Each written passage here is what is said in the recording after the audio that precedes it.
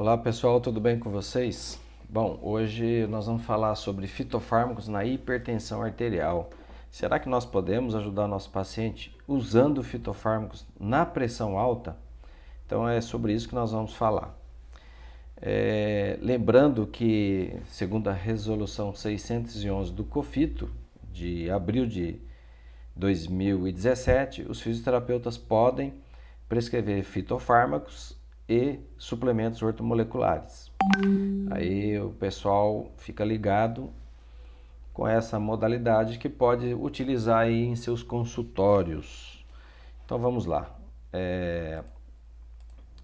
Aqui. Vamos começar aqui falando do mecanismo de regulação da pressão arterial. Então nós temos aqui basicamente duas formas endógenas de pressão, de controle de pressão arterial. Deixa eu pegar aqui uma caneta. Ótimo. Então nós temos uma resposta mediada pelo sistema nervoso simpático, que ela é uma resposta rápida, e nós temos uma resposta mediada pelo sistema renina, angiotensina e aldosterona. Então nós temos uma resposta rápida e uma resposta mais lenta. Então, toda vez que o fluxo renal ele cai, nós vamos ter duas ações. Uma delas é um aumento da atividade simpática. Por exemplo, a pessoa está em choque hipovolêmico, sofreu um acidente, sofreu um acidente que está sangrando, um tiro, arma branca, ou alguma outra acidente que está ocorrendo onde a pessoa está perdendo sangue. O sistema nervoso simpático ele aumenta o seu estímulo. O aumento desse estímulo vai estimular as células alfa, os receptores alfa, que são neurotransmissores que têm como função aumentar a frequência cardíaca, a força de contração do músculo cardíaco, aumentando a pressão. E também a ativação do beta 1 a nível do coração, que aumenta a força de batimento cardíaco e a frequência cardíaca.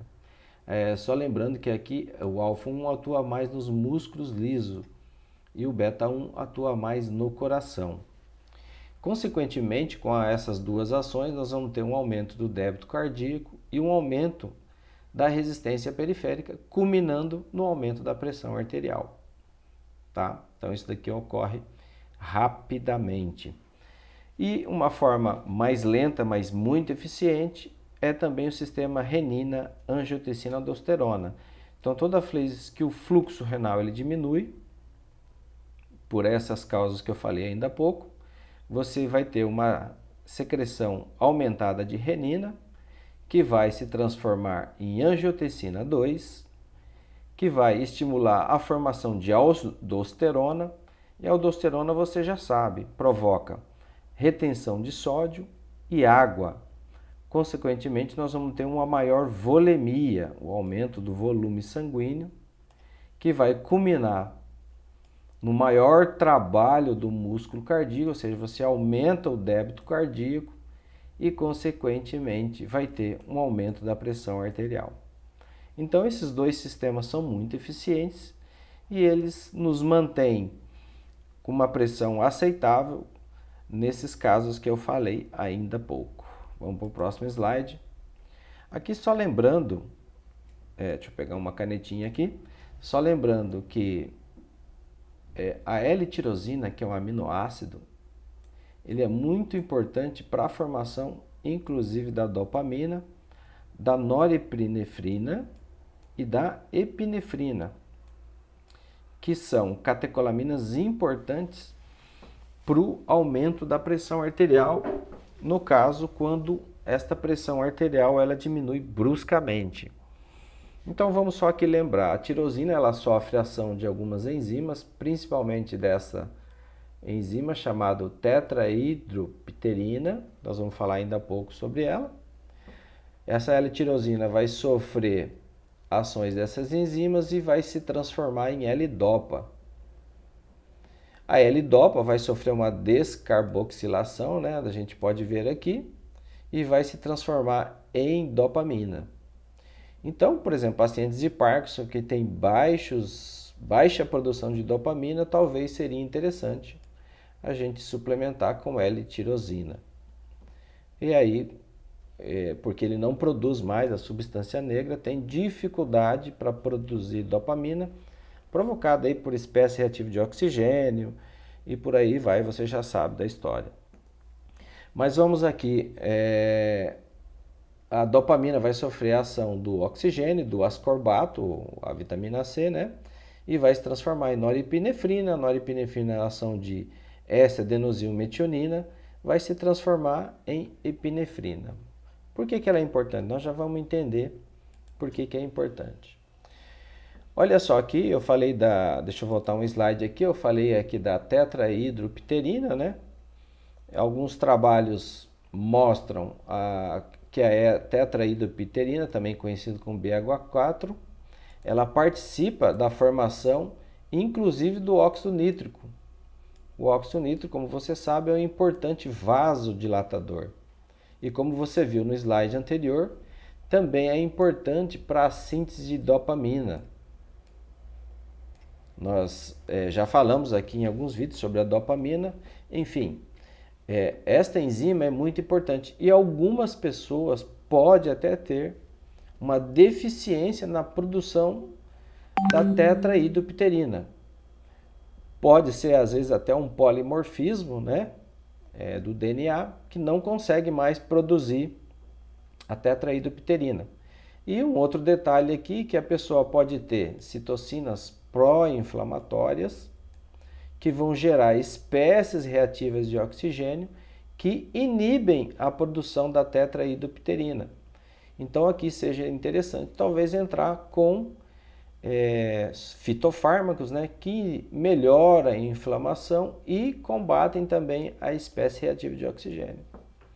Então aqui, por exemplo, pode entrar o resveratrol, a quercetina, a vitamina E, a vitamina C, enfim, há vários suplementos que controlam aqui as espécies reativas de oxigênio. Vamos para frente. Olha aqui uma visão mais abrangente, a importância da tetrahidropterina, né? Que vai participar na formação de várias substâncias importantes, como nós já falamos aqui, o óxido nítrico, né? A partir da arginina. Então, suplementar com arginina é importante para a vasodilatação. Então, nós podemos aqui, já a primeira dica, utilizar a arginina para tratar a hipertensão arterial. O triptofano nas pacientes que têm depressão, né, com queda da serotonina, a tetrahidropterina faz parte dessa cascata de eventos que vai culminar em serotonina. Vale lembrar, gente, que essa tetrahidropterina eu ainda não vi aqui no mercado brasileiro a comercialização dessa enzima. Se eu não me engano, no Amazon você consegue comprar, porém ainda tem poucos estudos sobre a utilização desta enzima, mas fica aqui a dica para que você estude e procure entender a necessidade. Olha aqui a tirosina, o uso da tetrahidropterina e a cascata de evento que vai formar a epinefrina. Vamos em frente, aqui também a fenilalanina, que é um aminoácido que vai gerar a tirosina, e a tirosina vai seguir este caminho. Então, suplementar com fenilalanina e tirosina para um paciente com Parkinson é muito interessante. Aqui mostra de forma esquemática, né, a tetrahidropterina. Aqui como nós falamos, a fenilalanina sendo auxiliada pela tetrahidropterina na transformação de tirosina, na L-dopa e na dopamina. Ela vai cair a dopamina lá no botão sináptico, fazendo uma conexão com os receptores dopaminérgicos D1 e D2, por exemplo, e sofrendo um potencial de ação. E se isso for ocorrendo na substância negra, nós teríamos aqui o iniciar do movimento, né, que é o que o Parkinson tem dificuldade. A substância negra estimula o córtex motor e aí nós temos o movimento motor. Então, com a carência dessa enzima, nós teríamos uma dificuldade para a formação de dopamina. Olha só que interessante. nós podemos ter a baixa ingestão desses aminoácidos, diminuindo a produção de dopamina, ou seja, se a pessoa tem uma desbiose intestinal, ela poderá ter uma baixa absorção de tirosina. Então, na desbiose, de repente, nós precisamos também tratar a desbiose do nosso paciente. Então, olha aqui uma infinidade de possibilidades, né? Melhorar a absorção desses aminoácidos a nível de intestino, suplementar a tetraidropterina, seria dicas importantes para o tratamento de Parkinson. É claro que não é só isso. Olha aqui também, diminuir a formação de espécie reativa de oxigênio, que vai atrapalhar a formação da tetraidropterina. Então, como se diz, o céu é o limite, né? Há várias possibilidades. Então, aqui só para a gente entender como é que ocorre a liberação da noradrenalina para controle pressórico. E através disso daqui será importante para a gente entender como é que nós vamos suplementar o nosso paciente.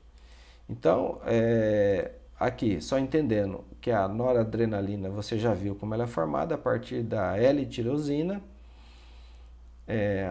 vai formar a L-dopa, dopamina, e a dopamina também vai se transformar em adrenalina e norepinefrina.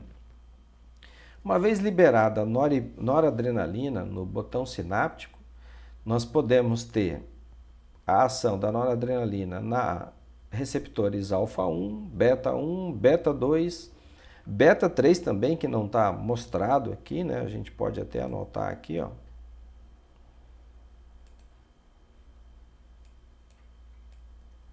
Beta-3, porém o beta-3 ele vai ter uma quantidade maior no tecido adiposo. E nós podemos ter a ação da noradrenalina também nos alfa-2 receptores. Então, vamos ver a ação desses receptores no próximo slide. Então, aqui, por exemplo, quando eu tenho a ação da adrenalina no alfa-1, eu vou ter contração muscular mais eficiente, contração dos vasos, dos brônquios, do útero, da bexiga, da íris e relaxamento do trato gastrointestinal. Quando a adrenalina atua no alfa-2, que ele é pré-sináptico, deixa eu voltar aqui o slide, porque o alfa-2 ele é muito interessante. Olha só como que ele age. Então, quando a adrenalina ela se conecta com o alfa-2 ele é pré-sináptico, então ele não fica aqui pós-sináptico. Então, a ação dele vai ser aqui no alfa-2. O alfa-2 ele tem um estímulo inibitório sobre a adenilatociclase, que é um mensageiro de membrana. A adenilatociclase vai inibir a quebra do ATP. Inibindo a quebra do ATP, nós não teríamos a entrada do cálcio dentro desse neurônio aqui e, consequentemente, não sei se você lembra, o cálcio é que quebra a vesícula sináptica que contém a noradrenalina. Então, essa é a ação do alfa-receptores. Então, se eu utilizar um antagonista alfa-adrenérgico, eu não terei essa ação de quebra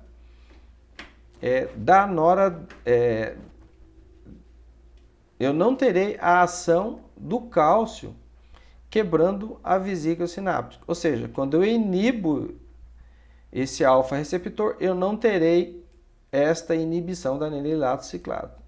Ou seja, então eu terei um aumento da liberação de adrenalina no botão sináptico. E isso talvez seja interessante se você quer aumentar o estímulo adrenérgico. Como, por exemplo, estimulando o beta-3. Com o estímulo adrenérgico, nós teríamos aí uma lipólise, uma quebra da gordura. Então, vamos aqui, voltando aqui. No caso dos beta-adrenérgicos receptores, nós teremos um aumento do débito cardíaco, ou seja, aumento da força de contração muscular. O beta-2, nós teremos um relaxamento, já é bem diferente do alfa 1, que nós teremos uma contração muscular. E o beta 2 ele faz outros efeitos, ele faz uma broncodilatação, um relaxamento do trato gastrointestinal, do útero, da bexiga, vesículas seminais e músculo ciliar. Então ele é muito interessante aqui no broncodilatadores para pacientes asmáticos. Por exemplo, você conhece aquele medicamento chamado salbutamol. Deixa eu ver se eu consigo escrever aqui. Salbutamol. Que ele é um broncodilatador utilizado pelos pacientes asmáticos. E também nós temos aqui o beta 3, principalmente nas células adiposas, que provoca lipólise, ou seja, a beta-oxidação, tá? A quebra da gordura na célula gordurosa, auxiliando no emagrecimento. Vamos em frente? Aqui é só uma tabela mostrando a ação dos receptores adrenérgicos, como eu falei ainda há pouco, do alfa 1. Ele faz a contração, né? O alfa 2, ele tem também ações interessantes, porém algumas não muito interessantes, né? Mas se você usa um antagonista, então esta ação aqui deixar de ocorrer. Então, por exemplo, aqui está dizendo que o alfa 2 adrenérgico ele diminui a secreção de insulina. Isso não é bom. Mas se você ao inibir o alfa 2, você teria um aumento da secreção de insulina. Isso é bom para pacientes diabéticos, né? Nós vamos falar de fitofármacos que atuam aqui em alfa 2. O beta 1, aqueles betas bloqueadores, né? Quando o beta 1 ele está em ação, você observa um aumento do cronotoprismo e ionotoprismo, que atua no coração, aqui no coração, aumentando a força de contração do músculo cardíaco. Ou seja, se você usa um beta bloqueador, você teria uma diminuição do cronotoprismo. Isso é importante para controle da pressão arterial. O beta 2, como nós falamos, ele provoca um relaxamento, né? Então ele é interessante para pacientes asmáticos. Nós temos fitofármacos que atuam aqui nos beta 2. E o receptor beta 3, como eu falei, ele está muito no tecido adiposo e ele provoca a lipólise. Então, para regimes de emagrecimento, ele é muito interessante. O beta 2 está no músculo liso, o beta 1 tem mais receptores no coração. O alfa 2 também ocorre nas células beta do pâncreas, por isso que ele atua aqui na insulina. E o alfa 1 você vê que ele está em vários tecidos, aqui inclusive coração, fígado e músculo liso vascular. Então vamos em frente. Aqui só uma comparação entre os receptores simpáticos, né? A atuação nos receptores simpáticos e parasimpáticos. Talvez nós vamos precisar disso para entender alguns mecanismos depois. Então aqui no coração, o sistema simpático ele atua no nódulo sinoatrial, então ele aumenta a força de contração e atuando sobre o beta 1, como nós já vimos. No parasimpático, nós temos receptores parasimpáticos muscarínicos. Então, quando o parasimpático entra em ação, nós temos uma diminuição da força de contração muscular. Quando nós falamos aqui em músculo cardíaco, né? Então, eu posso usar um antagonista beta 1, que é um beta bloqueador, para controlar a pressão arterial. E eu posso também usar um antagonista muscarínico, um agonista muscarínico para controlar também a pressão arterial, porque a atuação no M2 faz uma diminuição da força e velocidade de contração do músculo cardíaco. Então, o agonista muscarínico também ajuda. E aqui é o mesmo esquema, tá? Aqui no o volume sanguíneo, né? Também sofre a ação do sistema simpático. Então, como nós falamos, o alfa-1 ele aumenta a força de contração.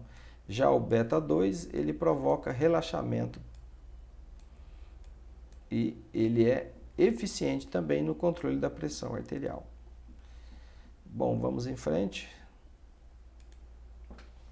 Aqui também a atuação do sistema simpático, aqui voltando, mostrando a ação dos receptores beta-2, quando você tem um estímulo adrenérgico, né, estímulo simpático, no beta-2 você tem um relaxamento dos brônquios. Já o parasimpático, você tem uma contração do brônquio pelos receptores muscarínicos tipo 3. Então, existem vários fitofármacos que podem também atuar nessa mecânica relacionado ao coração, às vísceras, ao pulmão e assim por diante. Aqui só relembrando que o sistema simpático ele provoca a dilatação da pupila e o sistema parasimpático ele contrai a pupila. Tá? Isso pode ser útil dependendo da patologia que você quer tratar. Por exemplo, como no glaucoma, né? E aqui mostrando que o sistema parasimpático, como nós dizemos ainda há pouco, ele provoca uma contração do brônquio. Então, se eu usar um antagonista parasimpático, ou seja, um antagonista muscarínico, eu teria um relaxamento do brônquio, melhorando aí para os pacientes asmáticos. E quando eu tenho um agonista adrenérgico, eu tenho um relaxamento do brônquio. Então, também é interessante alguns fitofármacos que atuam como agonista adrenérgico, como por exemplo nos receptores beta-2, como nós já falamos ainda há pouco. E olha que